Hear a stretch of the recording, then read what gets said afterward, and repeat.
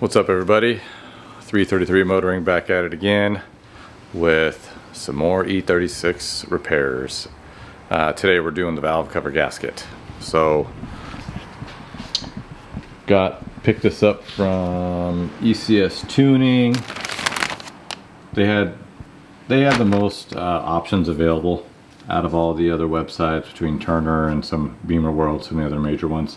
This is a Victor Rins. I don't know how to pronounce it really, but this one was only like 10 or 12 bucks.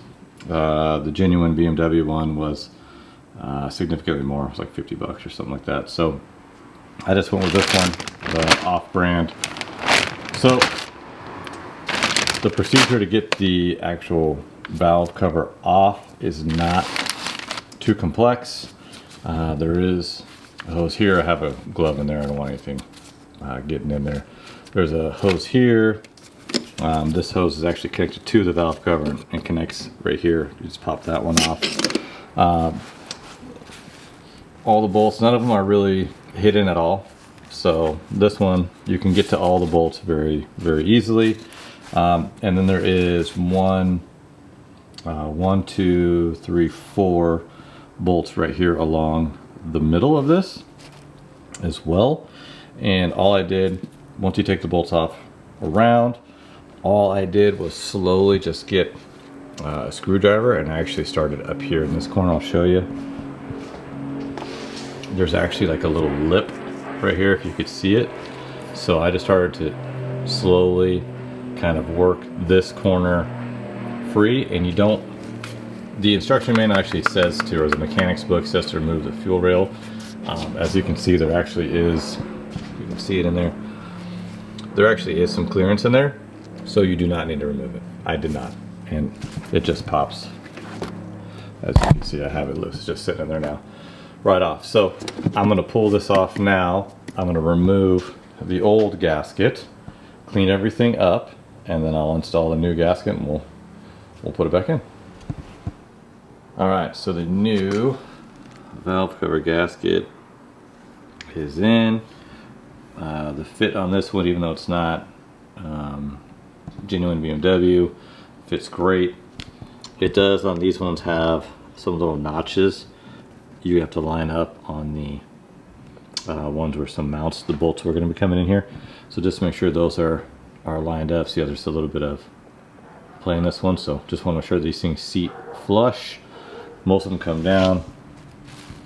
This gasket feels very, very brittle, has very little flex up into it. The new one is very soft, very pliable, and even the other one just broke apart in the middle. And I think this is where it was doing most of the leaking, to be honest, because when I changed the spark plugs on this car, there was some oil actually on top of the plug itself. So I thought it was coming in from underneath, but really I think it was coming in from the top side. So with that said, I'm going to get it back on the car and start tightening down. One thing I did forget to mention for everybody is you don't have to take the spark plugs out, you just have to take out the coils, which are over here. And one thing I did is I numbered mine 1 through 6 just to make sure I put them back in the same order, and those just unclip. Those are very easy to pull out. So get this thing going back on the car and give you guys an update when it's back in. Okay, so the valve cover is back on.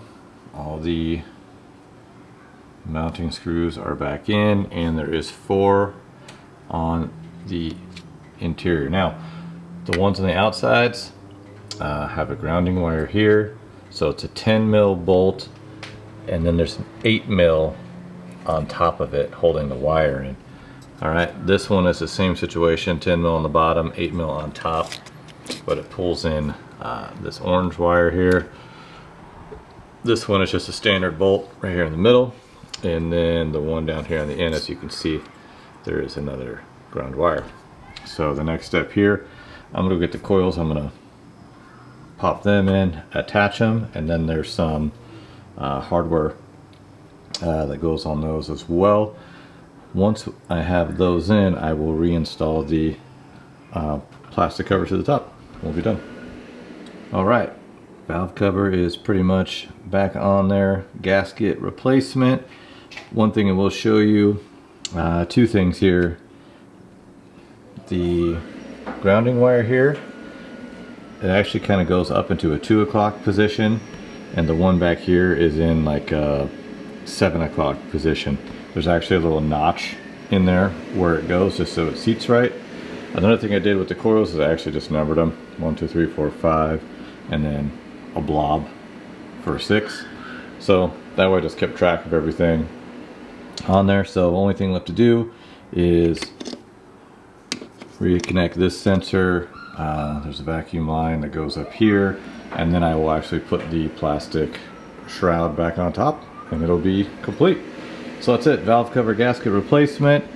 Quite a few bolts to take off, but all in all, very straightforward replacement project.